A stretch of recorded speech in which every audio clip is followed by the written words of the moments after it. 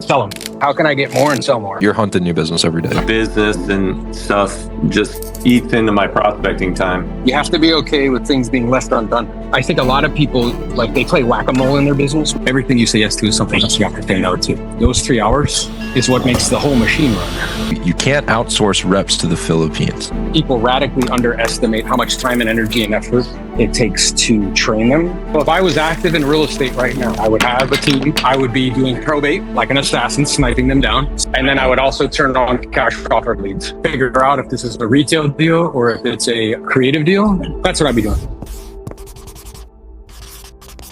Aaron, I guess, did you have a system when you were in business for like capitalizing on your listings and stuff like that? Would you implement any of the the farming or circle prospecting or anything like that into that? Do you know how I would capitalize on them? Yeah. I'd sell them. Sell them? So I'm just focused on like, how can I get more and sell more? I wasn't trying to like, how can I maximize each list? You know what I mean? Right. So you're hunting new business every day, obviously. That's it. Works pretty well. Yeah. Good. What else you guys got? Along those lines, dude, I'm just like noticing how all the stuff of business and stuff just eats into my prospecting time.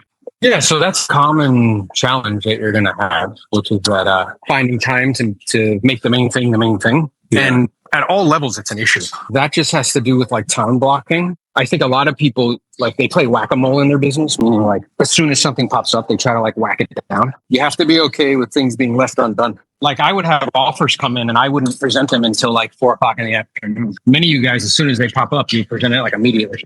You know what I'm saying? Like, I was okay with leaving something unfinished so that way I could stay on task.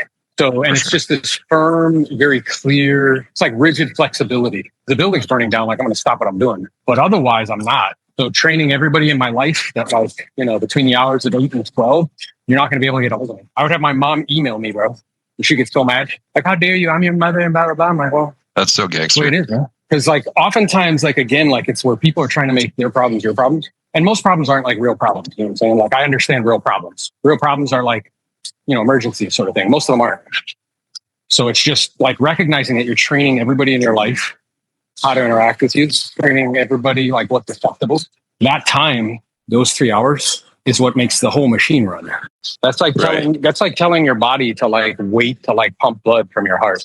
Everything stops when you stop doing that. Recognize too that like everything you say yes to is something else you have to say no to. I hear you say something a lot, is that you can't outsource reps to the Philippines. What is your thoughts on ISAs and bringing in an ISA team, especially if like you can well train them and get them calling? Two things. One is it makes sense logically and like kind of theoretically, but in practice, people radically underestimate how much time and energy and effort it takes to train them and also hold them accountable. Right? Because you don't get what you like expect, you get what you inspect. Sure. And if you're not inspecting what they're doing all the time, they'll just start flaking off and doing other things. You know what I'm saying? So if somebody is going to go down that path, my recommendation would be is to hire a company that does all the training, hiring, firing, and accountability on your behalf, because you're out selling real estate.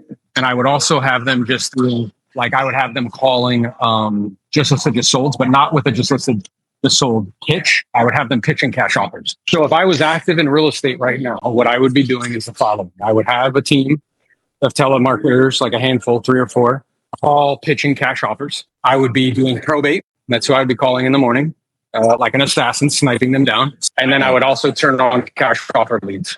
All of those would go into a funnel, all the leads that were generated. Then I would then have conversations with them, figure out if this is a retail deal or if it's a creative deal. And if it's a retail deal, we'll list it. If it's a creative deal, we'll do that. That's what I'd be doing. Like systems wise, do you think you would still find yourself using Follow Up Boss, or would you use something different like GoHighLevel? No, I'd still use Follow Up Boss. GoHighLevel is like it's not really great as a CRM. Follow Up Boss is designed for real estate. I still use Follow Up Boss, and I do use GoHighLevel, but it's more for like landing pages, selling courses online, and like other stuff. We radically underestimate how much time and energy and effort it takes to train people. And we also think we're good at training, which usually we're not. And then we also radically underestimate how much time it's going to take to like manage them, basically. And most of you guys, like, I love you. You have a hard time managing yourself, much less other people. You would offload to Enzo all the 3 to 4 telemarketers that you mentioned?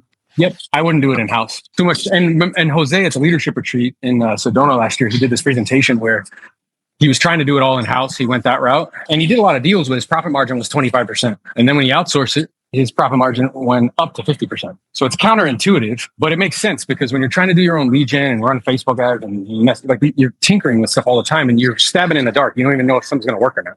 I was talking to a guy yesterday. He's on this call. Somebody reached, he's like, oh man, should I do this like YouTube ad thing? And I'm like, well, tell me about it. And they're like, well, you know, they tell me they can like advertise to like seller leads, YouTube. I'm curious, how did you come to know about them? He was like, they cold called me. And I was like, huh. The way that they are selling you their product is by doing the thing that you should be doing. And if you did it more often, you wouldn't need their product. And they didn't use their product as a way to get in touch with you. And they didn't grow a big business using their product. You see what I'm saying? You're still very much so trapped in the idea that you need to do it. You're making business harder than it needs to be. High-level entrepreneurs solve one problem and delegate the rest. You solve the biggest problem in the whole equation. So why are you carrying the rest? Just pay somebody to go to the courthouse, man. Always want to think about like, how can I reduce friction? Hey, you solve bigger problems, you get bigger checks, bro. So what do we got for today's office hour? What questions we got? I am going through the process of trying to organize my probate data.